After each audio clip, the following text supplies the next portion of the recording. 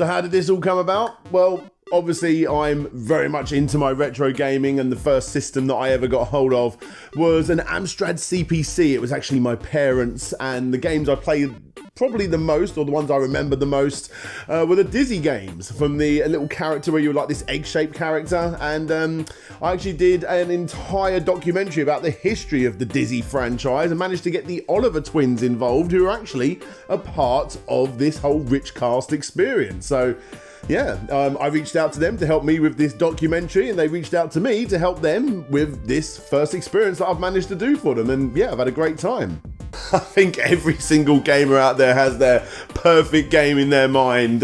So yeah, I mean, obviously always wanted to make a game, but yeah, I don't have the tools or the skill set to be able to do that very thing.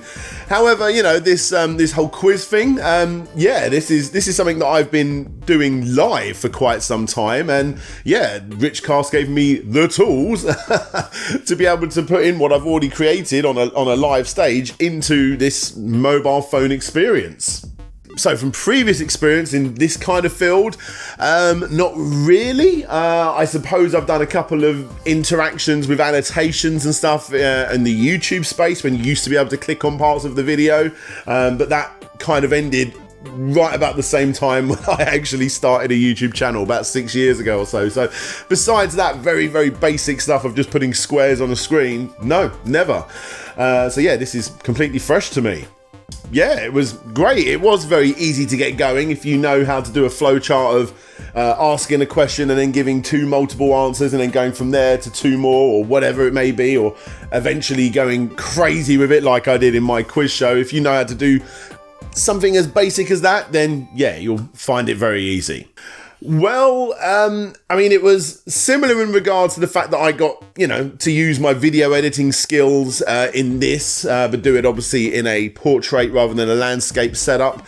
But in regards to actually creating a script like I do for my complete histories, this was a very different structure. I had to constantly put myself in the mindset of the viewer, thinking about all of the different ways that they could try and trick me up, or even just ask genuine helpful questions to what I was asking, and try and make it go down paths like that. So yeah, it was quite different in regards to just making a typical documentary, which I'm quite used to now.